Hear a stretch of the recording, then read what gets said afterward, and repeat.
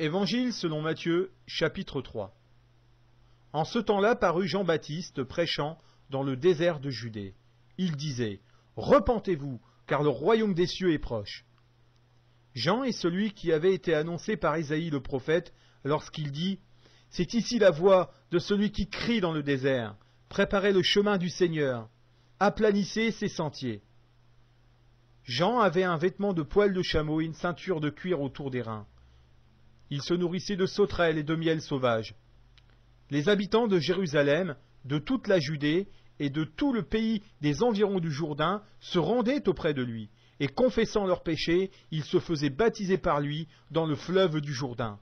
Mais voyant venir à son baptême beaucoup de pharisiens et de sadducéens, il leur dit : Race de vipères, qui vous a appris à fuir la colère à venir ? Produisez donc du fruit digne de la repentance. Et ne prétendez pas dire en vous-même : Nous avons Abraham pour père. Car je vous déclare que de ces pierres-ci, Dieu peut susciter des enfants à Abraham. Déjà la cognée est mise à la racine des arbres. Tout arbre donc qui ne produit pas de bons fruits sera coupé et jeté au feu. Moi je vous baptise d'eau pour vous amener à la repentance.